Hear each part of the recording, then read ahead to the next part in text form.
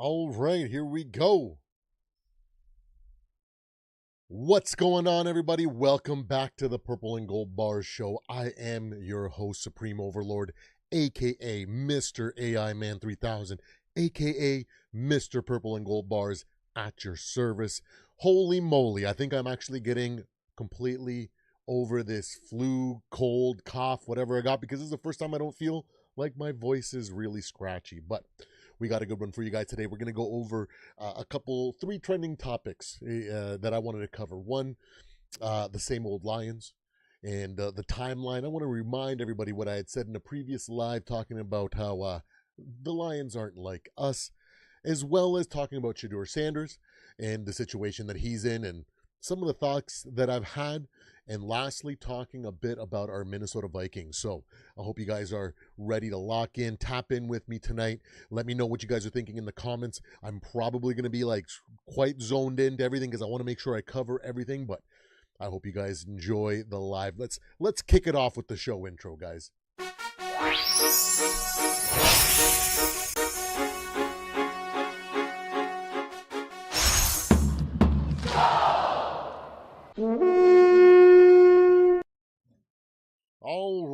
Alrighty. Hey, what's going on, MJ? What is going on? New Mexico is in the house, ladies and gentlemen. Eric, Raquel, and Florinda. Woo-wee. We got some of the OGs in the audience already, ladies and gentlemen. So, like you see the title, Lions, Sanders, and Vikings. Oh my. A little homage to the original Wizard of Oz, you know what I'm saying? So let's tap in, let's lock in a little bit here, guys. We're gonna rant, we're gonna rave, we're gonna do a little bit of reminding for those that didn't catch that Not Like Us live. You guys can go back and get the full details. I run down the Vikings history as well as the Lions history, and I take a small moment to talk about the phases that these Lions, the Rerun Kings, go through every 10 to 15 years. And we're just like clockwork. It's starting to happen again, and we're clearly on the downside or the downscope of what this Lions team is going to be, right? So let's quickly recap. Yesterday, the Lions lose in predictable fashion to the Packers. The Packers on Thanksgiving. You know, I said right before the Thursday the Thanksgiving game started, I gave my prediction and my breakdown of this game, and I said, hey, I could definitely see this game going any way. I don't see it being a defensive matchup. I thought it was going to be a decently scoring game because I know that both offenses can get things going, but I thought it was going to be the strength of the defense from the Packers versus the strength of the offense of the Lions. But I did not rule out the fact that if these Green Bay Packers are able to make it into a big game, we are sure to see big game Goff appear. And like clockwork, guys, we saw another big game Goff. Bunch of stats and nothing else to show for it in a loss, in a humiliating loss on Thanksgiving Day with the entire country watching them.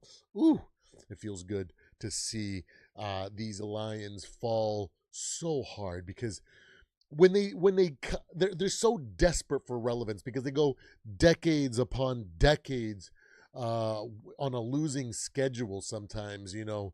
At most, I think it was 34 years of their longest drought where they did anything, where they were just on a last place schedule, just the dumpster fire, the original dumpster fire. You might even be able to call them. And you know, it's just what happens. You know, you get a whole bunch of lottery picks, high draft picks. You get a whole bunch of talent, and eventually somebody comes in and they make a decent little run and really have never really gotten to do anything with it. You know, because I feel like I've been saying in that live that the Lions struggle from something that's at the top.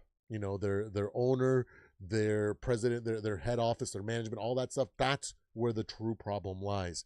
The analogy that I said is that this Lions organization, they always seem to want to build on swampland when just a kilometer or a mile to the left or to the right, or even as little as 500 feet to the left or the right, they have solid ground to build upon. And they never do it. They always go, we know better.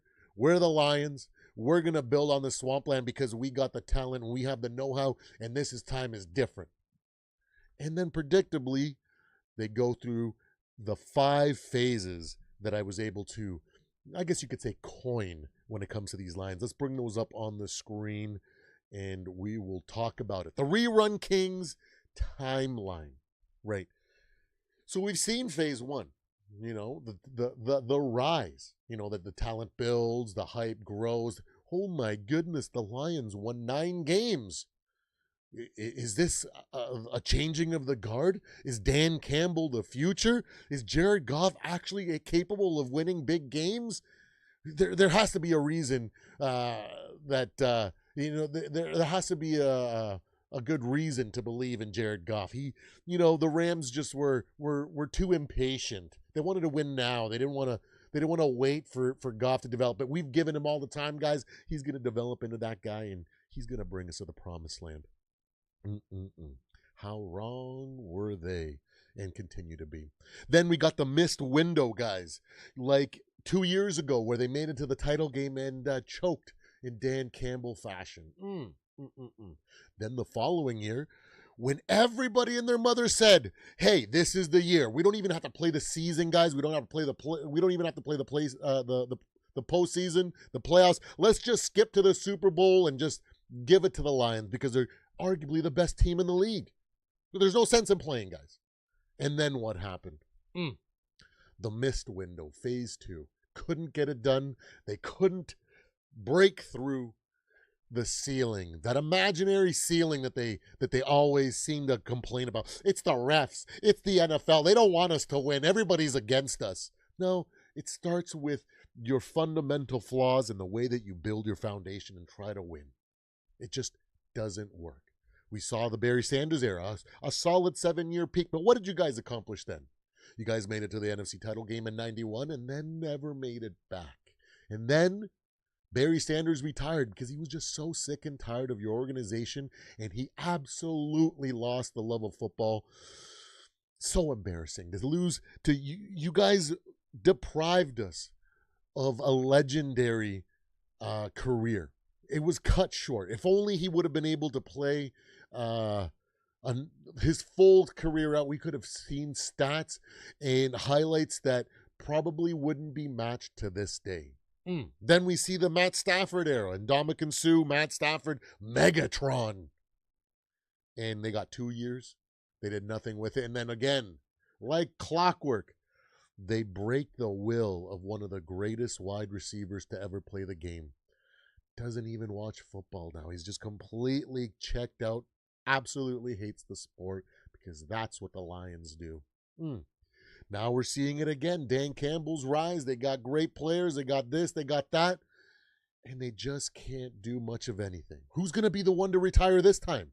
Is it going to be Jahmyr Gibbs because he's just sick and tired of losing? Or is he going to demand a trade and go accomplish something somewhere else? Or could it be Aiden Hutchinson or somebody else out there that you want to name that's a top-tier talent? Amon-Ra St. Brown.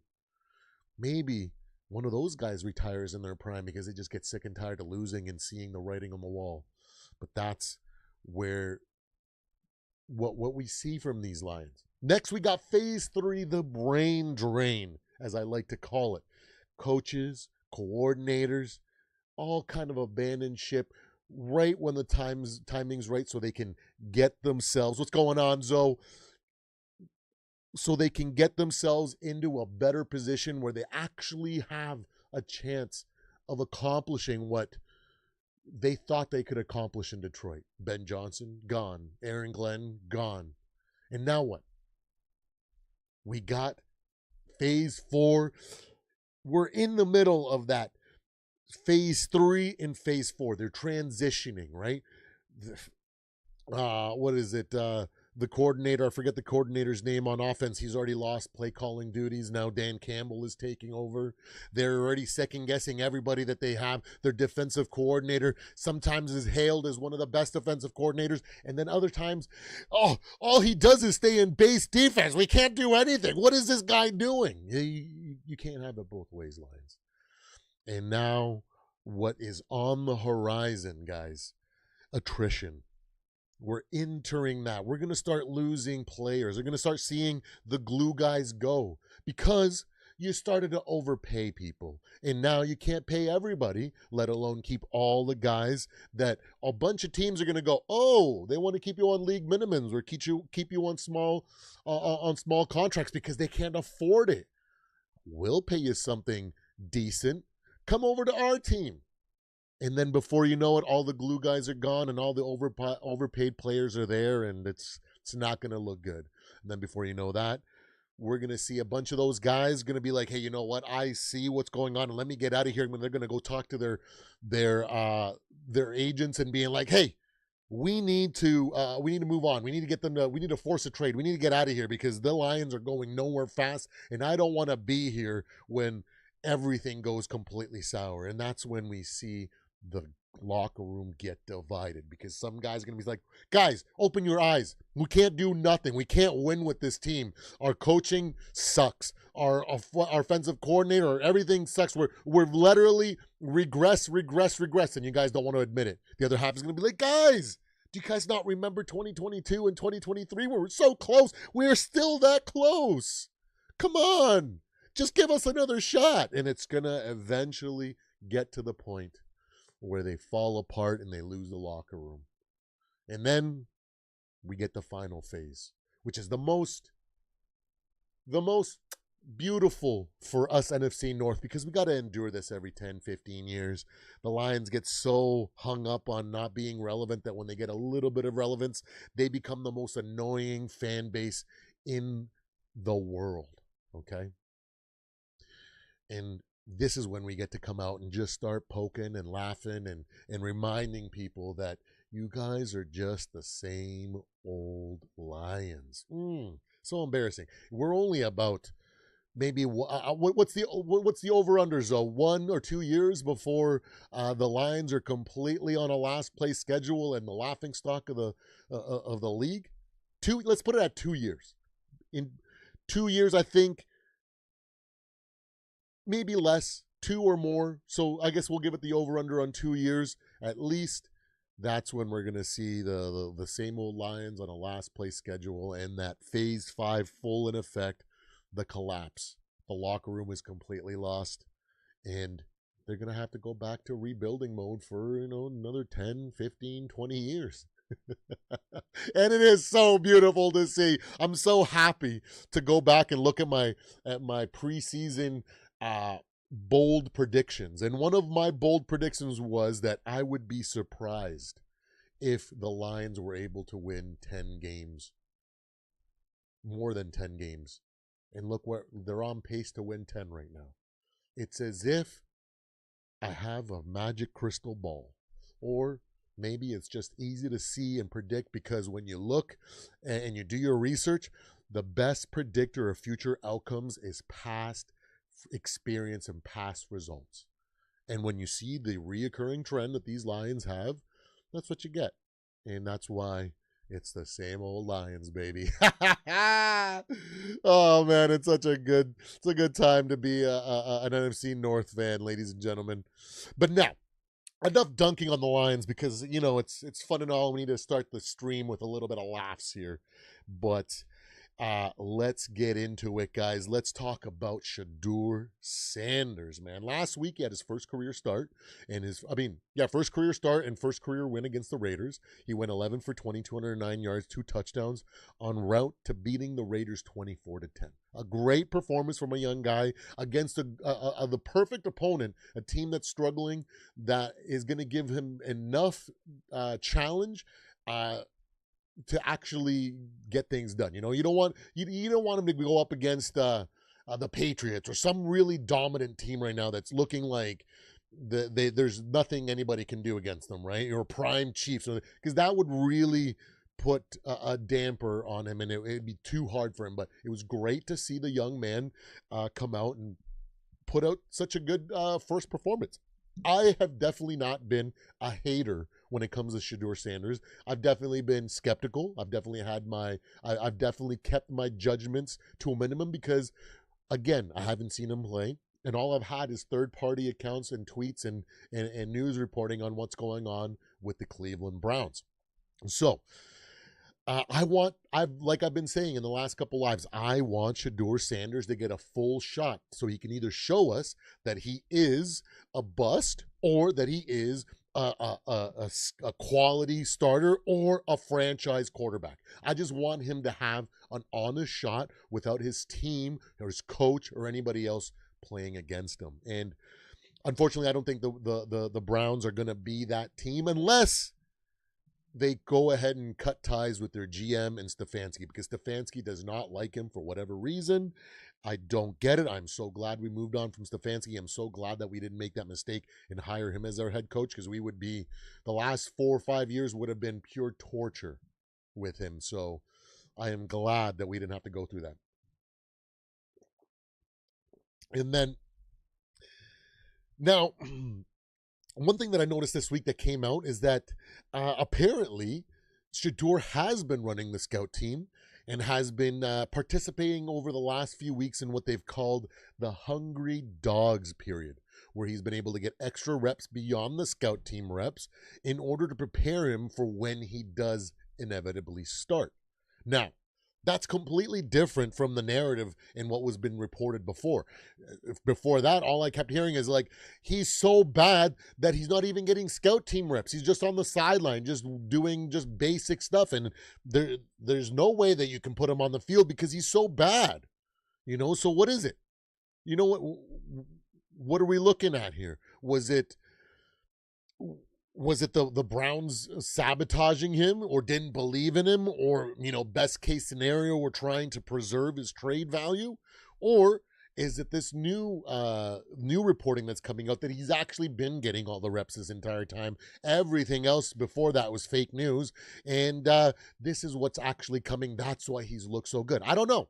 I can't tell you. I haven't been in the building. I haven't been watching the practices. A lot of those practices, especially during this time of the season, are definitely closed because you don't want people to be recording things and taking notes and then giving it to other teams so they can prepare for you and stuff like that. So I get it. You know what I mean? It's hard to get the truth out. But you know what?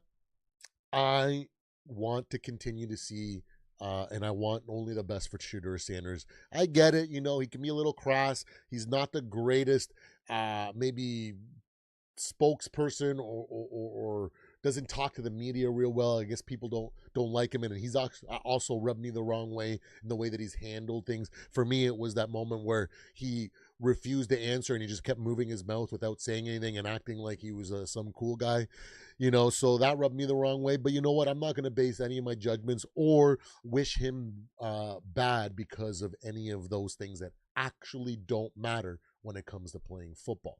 But still, I want to pump the brakes when it comes to Shedure.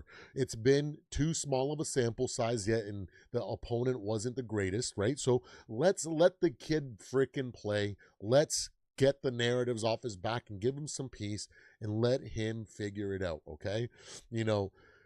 We don't want to be making any assumptions on a small sample size, because that's what's going to lead you to making mountains out of molehills and being an idiot like freaking Colin Cowherd saying that Mike White is a franchise quarterback after 2 games, okay? We don't want to make those mistakes. And so I want to finish by saying, and when talking about Shedure Sanders, is that let's pump the brakes a little here. And let's wish nothing but the best for Shedure. And like I said before, I think unless the Browns fire their GM and coach, I don't think he's going to get a true fair shot with the Browns. I feel like they're behind the scenes. Stefanski and others are rooting for his downfall so they can go back to the guy that they actually wanted. And for me, I'm rooting for the young man one way or another, whether you become a bust or become a good quarterback or become a franchise quarterback. I just want you to have a fair shot, and I'm always rooting for the best, especially for the young guys. Because, man, admit it, whether you want to admit it or not, every single player that makes it to the NFL, regardless of whether they make it there being an undrafted free agent or a top lottery pick, first overall, the amount of dedication and time that they have to put into developing themselves and putting film on or putting the stats and getting the right positions in order to get drafted and make it to the league is a lifelong commitment. All the freaking house parties and all the early nights and early practices and extra coaching and everything that they've dedicated in order to get there is something that is worth applauding. And I just, I don't want to dog on people because they've literally put their entire lives on the line in order to get here. And the second that they get here, you're just going to bully them and dog them and come up with these wild, ridiculous narratives and conspiracies. It's just unbecoming of people with some intellectual honesty. Which brings me to our Minnesota Vikings, ladies and gentlemen. J.J. McCarthy has officially been ruled out against the Seahawks. He hasn't cleared concussion protocol. And right on cue, the conspiracy theorists are out in full force. Suddenly, J.J.'s being soft-benched. KOC is a fraud. The Vikings made a mistake from moving on from Daniel Jones and Sam Darnold. Let me start with this. This is the Dunning-Kruger effect on steroids, ladies and gentlemen. And I've noticed from the time that I've started making football content, because I watch a lot of creators from different teams to get a good understanding of what they're saying on the inside so that I'm not getting lost in my own bias and my own research and things that I've potentially missed. So I get a good, well-rounded, unbiased opinion formulated so I can give you guys some good feedback. And what I've noticed is that every single fan base, every single team, regardless of how good or how bad they are, they always say the same things. Fire the coach, fire the GM. The play calling sucks. Our defense sucks. We need to get rid of everything. Blow it up. Our quarterback is trash. Everything. Literally the whole thing. Basically every franchise's fan base says the exact same thing. You honestly have to have the brain capacity of a field mouse to believe every conspiracy theory that floats across your timeline. People say, well, conspiracy theories have ended up being true. Right. And people also have won the lottery. How many times have you won? Right? So human beings are notoriously terrible at visualizing or quantifying probability. We fall victim to probability neglect, projection bias, scope neglect, and of course the Dunning-Kruger effect. We latch on to the tiny sliver of knowledge we think we have and ignore the mountain of things we don't know.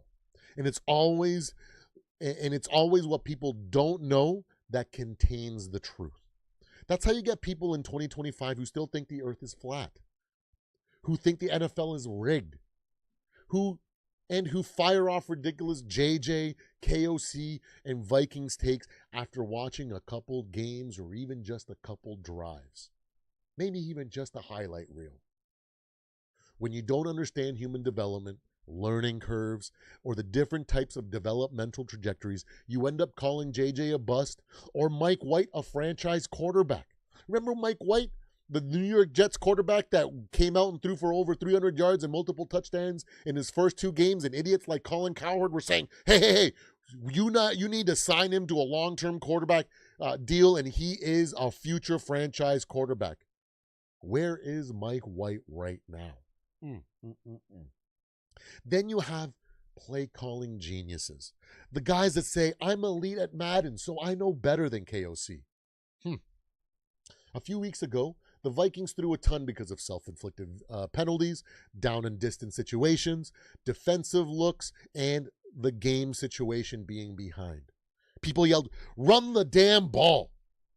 The next win, that's how you win with a rookie quarterback. The next week, the Vikings did run the ball more and did it much better than the week before. And we still lost. It's as if what you don't know is where the truth actually lies. So what happened? I thought running fixes everything. No. The world is more complicated than your couch GM logic, okay? Perfect plays still get blown up.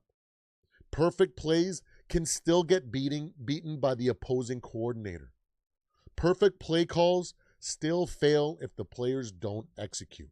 That's football. And there's even so much more outside of those things. There's the game within the game, the game within the game within the game. There is so many layers to this stuff that you don't understand, that unless you are a professional football player or have the pedigree of getting paid millions of dollars to know this stuff, like NFL coaches or NFL play callers, you're never going to understand the truth behind why things are going the way they are.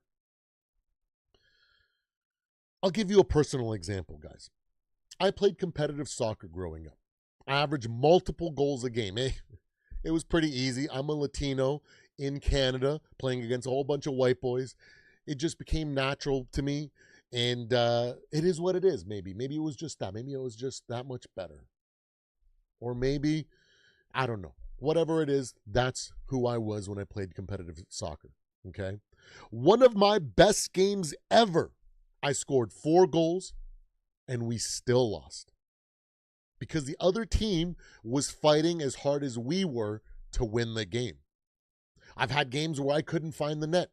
My first season playing soccer, I played defense.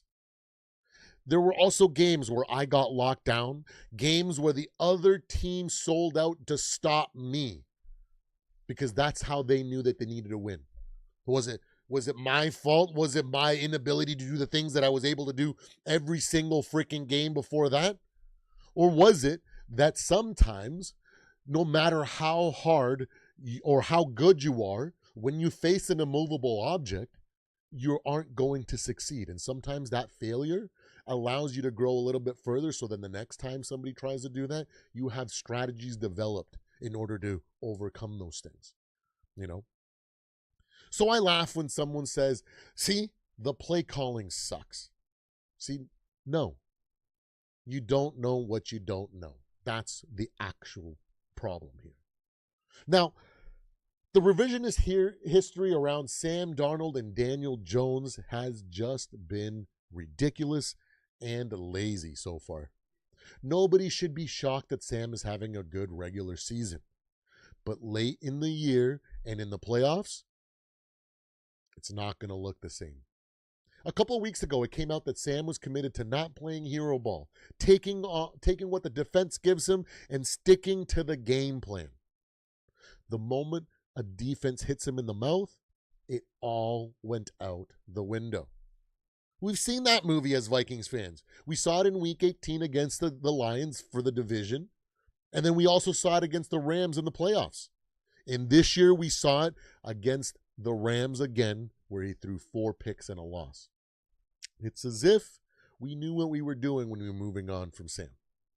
Daniel Jones, a solid regular season guy, but the completely different story when the games start to matter.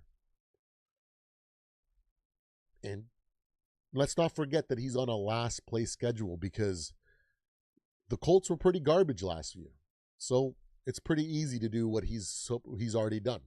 You know, and when the Steelers punched him in the mouth and they stopped Jonathan Taylor and put the game on his shoulders, he fell apart because he doesn't have the ability to put the cape on and be Superman for the team. That's just not in his DNA. He might become a quarterback that can be successful in the playoffs, but that is definitely not something that he'll ever have. That skill set of just not giving up, not allowing doubt to creep in and saying, I'm going to pull this out the fire. That's just not in Sam Darnold. That's not in Daniel Jones. Okay? Let's not act like either one of these guys have suddenly become a top-tier postseason warrior. They still need time and reps in those meaningful type of games in the postseason in order to become that guy. And it's going to take this year, next year, maybe even the year after before we can honestly say that either one of those two guys are going to be something to be scared of when the postseason comes. So when people say the Vikings made the wrong decision committing to JJ's development, instead of sticking with Sam or Dan, just to get embarrassed in the playoffs, yeah, I'm going to laugh, okay? Because I don't know about you, but I didn't want to have another humiliating loss with either one of those guys and be the laughing stock of the league. Because the same people that are saying these things would be the first one to say, see, you should have just played the rookie. You overpaid for Sam or Dan. What a terrible contract you guys are stuck with. After the inevitable postseason collapse that would come if we still had Sam Darnold or Daniel Jones as our starter. It's lazy, it's ignorant, and it's reactionary. And especially when we haven't gotten to the point of the season where we can actually make that assessment. I knew this season was going to be a grind. I said it months ago. We would have been going through growing pains, injuries, and bumps along the way. But I also believe that this roster and coaching staff would fight through it, either sneaking into the playoffs or winning 8 to 9 games while putting down the foundation for the future. I've trained people as a personal trainer, as an employee, as I've said multiple times on this channel. I've seen naturals who cruised through early in training and collapsed when adversity hit. I've seen strugglers who I thought had zero chance of lasting and then ended up outlasting everyone and becoming top performers. Development is not linear. Human performance is non-linear. This team has been dealt a rough hand. That's completely obvious, and let's keep it 100%. Injuries everywhere, shifting game plans, disrupted development windows, and they're still in just about every game. They beat Detroit in a tough, ugly game that showed exactly what this team is capable when it fights through the struggle, which I assumed would have been more like the rest of the season would have gone had we not had all the injuries and had we been able to have a full productive season with JJ starting the entire time. That's why I'm excited for this weekend. Not because Max Brosmer is some hidden Tom Brady or Brock Purdy in the making, but because he needs real NFL reps in meaningful games to grow into a quality backup. Next year, or whenever the time comes, the year after, whatever it is, there's going to be a situation where we're going to need to come up with a win, and he's going to be put in there. And I would much rather him get some playing experience now than have his first start or first playing time being at that exact moment when we actually need him to be at his best. That's how you develop depth. That's how you build infrastructure around a future rookie franchise quarterback in J.J. McCarthy. Win or lose, the Vikings, the coaching staff, and Max himself are gaining exactly the kind of experience they need this weekend. You have to fail to grow sometimes. You have to stumble before you run. It's a tale as old as time. So don't worry, Vikings fans. We are right on schedule, whether people want to believe it or not. And there you guys have it. I hope you guys enjoyed the live today, and I hope you guys have a great rest of your weekend. I will catch you guys on the next one.